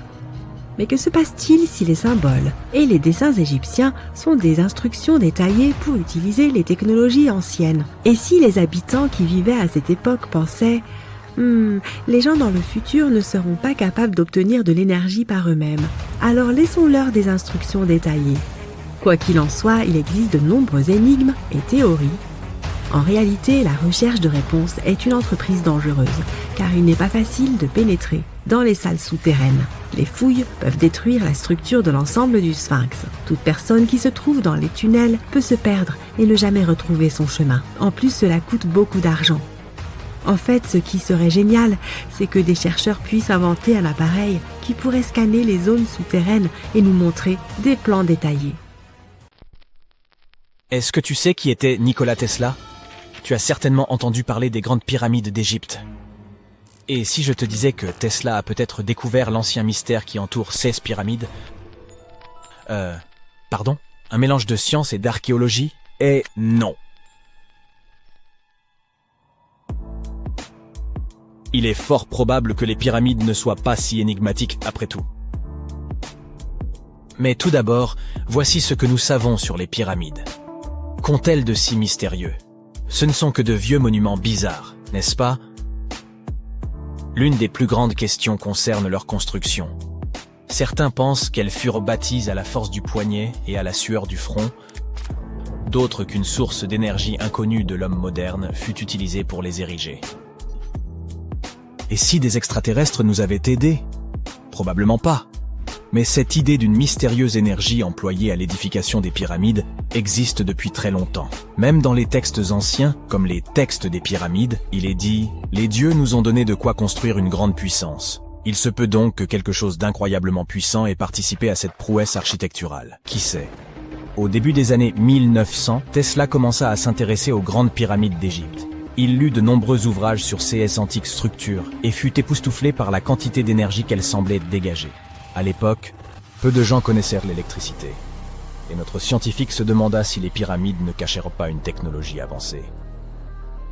Il se dit que leur puissance pouvait être liée à l'électromagnétisme, et il consacra beaucoup de temps et d'efforts à tenter d'en savoir plus. Il avait des théories assez bizarres pour l'époque. Il pensait que les pyramides contenaient une charge électrique et qu'elles alimentaient en énergie les zones environnantes. Il croyait également que des cristaux étaient à la source de cette énergie. Selon lui, ces cristaux super puissants se trouvaient à l'intérieur des pyramides et pouvaient contrôler les champs électromagnétiques. Mais ce n'est pas tout. Tesla pensait également que les matériaux utilisés pour construire ces monuments avaient des propriétés leur permettant de capter l'énergie du Soleil et de la Lune, et pas seulement en petite quantité. Il pensait que les pyramides pouvaient créer un champ d'énergie assez puissant pour éclairer des villes entières et même illuminer des zones plongées dans l'obscurité. On les utilisait comme des sortes de centrales électriques géantes afin de produire de l'énergie et faire fonctionner des machines. Les pyramides étaient liées, d'après Tesla, à une énergie cosmique employée pour l'éveil spirituel et la guérison des maux. Plutôt New Age, n'est-ce pas? Ces hypothèses n'étaient pas d'origine fantaisiste. Il avait sérieusement étudié tous les documents disponibles sur les pyramides, des objets aux textes anciens en passant par les hiéroglyphes et les dessins. Et il en avait conclu que les pyramides avaient été conçues comme des amplificateurs d'énergie et aussi qu'une mystérieuse source d'énergie avait été utilisée pour les construire. Certains pensaient que Tesla n'était qu'un excentrique avec de folles théories. Mais ces idées ont eu un impact considérable sur la façon dont nous percevons les pyramides aujourd'hui. Depuis quelques années, des chercheurs et des universitaires étudient ces découvertes et les utilisent pour lever le voile sur certains des plus grands mystères qui entourent ces anciennes structures. Par exemple, des scientifiques ont récemment mené des expériences théoriques pour analyser comment la Grande Pyramide réagirait à certaines ondes radio. Ils ont découvert qu'elle pouvait capter les ondes radio d'une certaine longueur et faire ensuite converger leur énergie de ces salles à sa base. Les scientifiques ont effectué de nombreux calculs pour parvenir à cette conclusion. Ils ont d'abord réfléchi aux longueurs d'onde qui fonctionneraient le mieux. Ils ont ensuite modélisé la réaction de la pyramide à ces ondes et ils ont calculé la quantité d'énergie qui serait absorbée ou diffusée. Enfin, ils ont étudié comment l'énergie se déplacerait à l'intérieur de la pyramide une fois captée par la structure. Pour expliquer tout cela, ils ont employé ce que l'on appelle l'analyse multipolaire, qui consiste à décomposer un objet complexe en éléments simples. Il est alors possible de voir comment chaque partie réagit à l'énergie.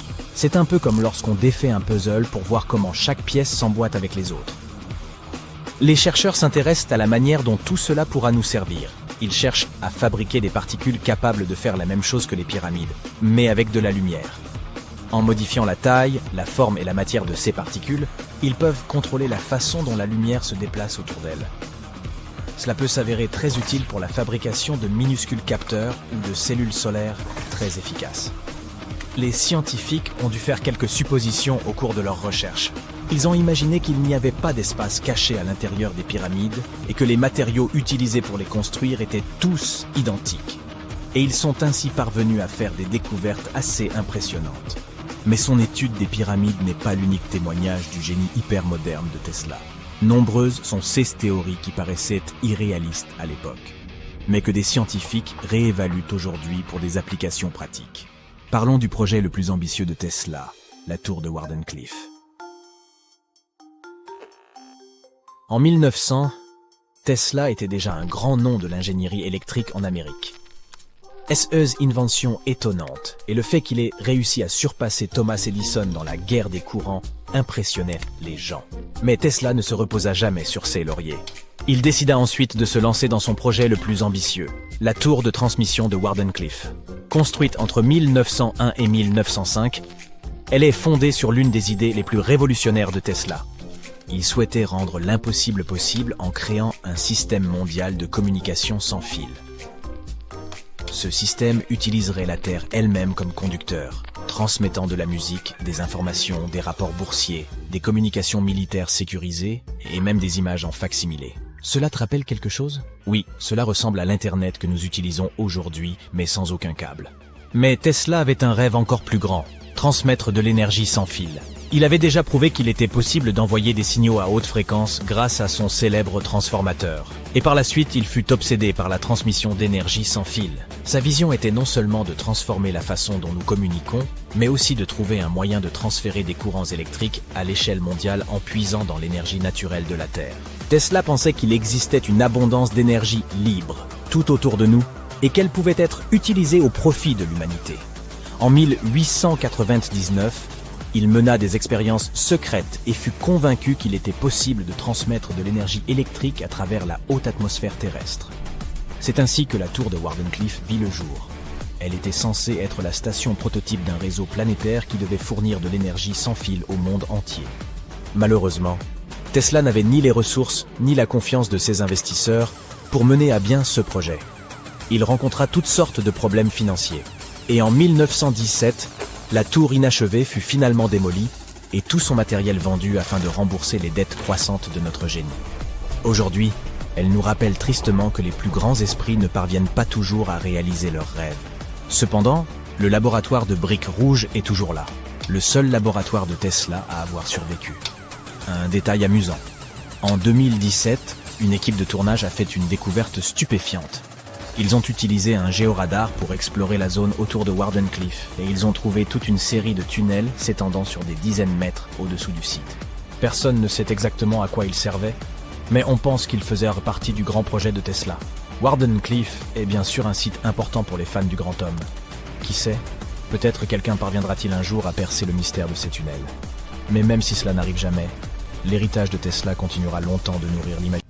Les rayons X sont un type de rayonnement invisible, capable de traverser nos corps ainsi que les objets solides.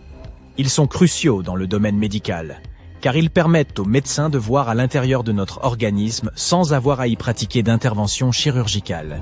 Voyons maintenant comment fonctionnent ces fameux rayons X.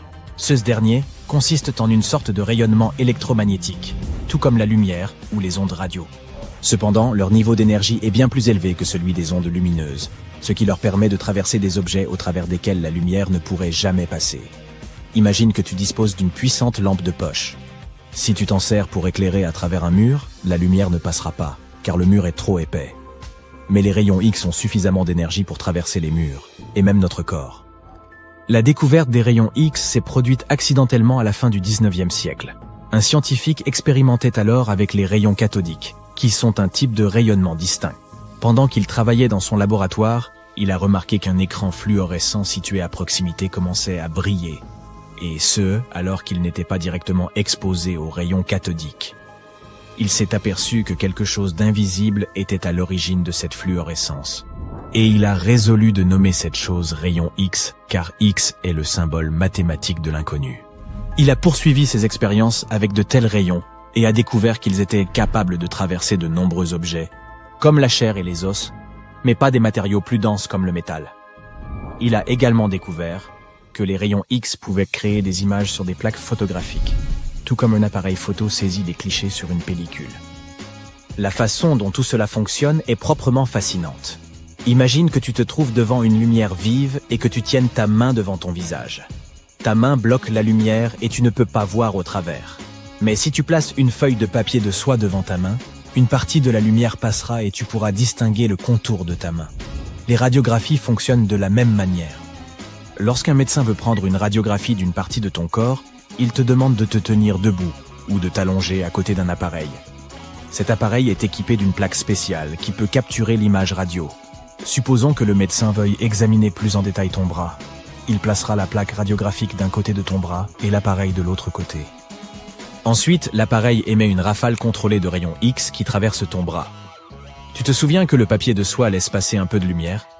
Eh bien, dans ce cas, certains de ces rayons traverseront ton bras, tandis que d'autres seront absorbés ou bloqués par les parties plus denses de ton corps, comme les os. La plaque capture les rayons X qui traversent ton bras et génère une image. Cette image montre clairement les os et les autres structures à l'intérieur de ton corps, ce qui permet au médecin de voir s'il existe des problèmes ou des blessures internes. Tu te demandes peut-être pourquoi les rayons X peuvent traverser certaines choses et pas d'autres. Cela tient à la densité et à la composition des objets. Les matériaux plus denses, comme les os, absorbent plus de rayons X et apparaissent donc en blanc sur l'image. Ainsi, lorsque tu regardes le résultat, tu verras tes os comme des formes blanches. D'autres tissus, comme les muscles et les organes, sont moins denses et laissent passer une partie des rayons. Ils apparaissent donc comme des ombres grises. Et si on te disait qu'il existe une toute nouvelle façon de voir l'intérieur des objets, sans utiliser de rayons X? On ne parle pas là de pouvoir magique. Installe-toi confortablement pendant qu'on t'explique ce qu'est la tomographie muonique. Cette technique scientifique fascinante nous permet de voir à l'intérieur des objets, et même sous la surface de la Terre, grâce à un type spécifique de particules, appelées muons. Ces particules élémentaires sont très similaires aux électrons, mais elles sont beaucoup plus lourdes. Elles sont créées en altitude, dans l'atmosphère terrestre, lorsque les rayons cosmiques, qui sont des particules provenant de l'espace, entrent en collision avec les molécules d'air. Les muons ont la particularité de pouvoir traverser différents matériaux. Ils sont capables de traverser la roche, le sol et même les bâtiments. Des scientifiques ont pris conscience de ce potentiel dans les années 1850, lorsqu'ils étudiaient les rayons cosmiques, et qu'ils ont remarqué que certaines de ces particules pouvaient traverser des matériaux épais. Les premières expériences en muographie ont eu lieu dans les années 60. Les spécialistes ont découvert que les muons pouvaient être détectés à l'aide d'appareils spéciaux, les détecteurs de muons. Ceux-ci sont généralement placés sous terre ou dans des laboratoires spécialement conçus pour les protéger des autres particules et du rayonnement ambiant. Voyons maintenant comment fonctionne la tomographie muonique. Imagine que tu es un objet de grande taille, comme une pyramide, une montagne ou même une statue ancienne, et que tu souhaites voir ce qu'elle contient sans l'endommager. Tout d'abord, des détecteurs sont placés autour de l'objet ou dans la zone que tu souhaites examiner. Ces détecteurs sont sensibles aux muons et peuvent suivre leur trajectoire. Lorsqu'une particule traverse un détecteur, elle laisse une trace, comme des empreintes de pas dans le sable. En recueillant les données de plusieurs détecteurs, les scientifiques peuvent reconstituer ces trajectoires. C'est là que les choses deviennent vraiment intéressantes. L'atmosphère terrestre agit comme un filtre naturel pour les muons. Il s'avère que plus un objet est massif, plus il bloque ces particules. Ainsi, si tu as un objet large et dense, comme une montagne, moins de muons le traverseront en comparaison d'un objet plus petit et moins dense, comme une boîte vide. Cette différence dans le nombre de particules qui atteignent les détecteurs peut nous donner des indices sur ceux qui se trouvent à l'intérieur des objets. Les scientifiques utilisent des algorithmes informatiques et des calculs mathématiques pour analyser ces données et générer une imagerie. Ces images figurent la répartition de la densité de l'objet étudié. C'est comme si l'on créait une carte qui montre où se trouvent les zones les plus denses et où il y a des vides à l'intérieur d'un objet. Le concept de muographie est comparable à l'observation des ombres pour comprendre la forme et la taille d'un objet. Imagine à nouveau que tu te tiennes devant une lumière vive et que tu la places entre la source lumineuse et un mur. Tu verras l'ombre de ta main sur le mur.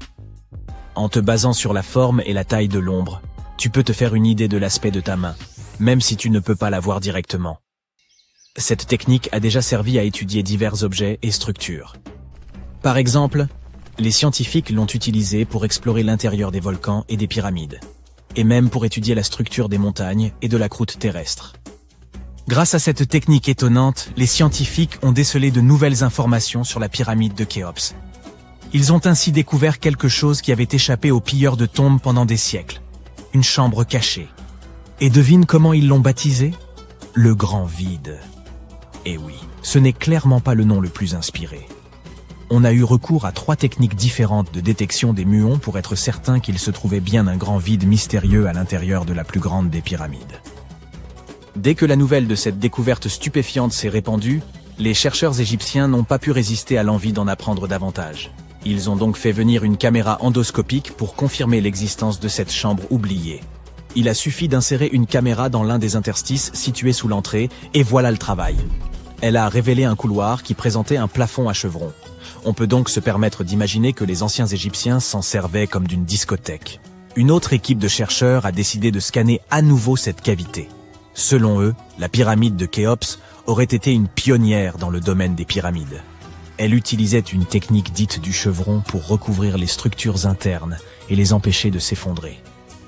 Pourquoi les anciens Égyptiens ont-ils construit ce couloir et le grand vide auquel il mène? Une théorie suggère que ce couloir aurait été construit pour soulager la pression à l'intérieur de la pyramide. Selon une autre théorie, Ce vide pourrait être un sous-produit du processus de construction de la pyramide. Il aurait pu s'agir d'une rampe interne utilisée pour mettre en place les blocs de pierre du sommet, puis laissés sur place ou remplis de gravats en vrac. Selon d'autres explorateurs enthousiastes, il se pourrait qu'une autre chambre funéraire attende encore d'être découverte. Ce dernier estime que l'érection d'une pyramide ne s'est jamais faite sans une part de hasard. Au fur et à mesure que les bâtisseurs travaillaient, ils se seraient rendus compte que certaines chambres ne pourraient jamais supporter le poids d'un majestueux sarcophage. Ils ont donc procédé à quelques ajustements de dernière minute, traçant de nouveaux plans au fur et à mesure.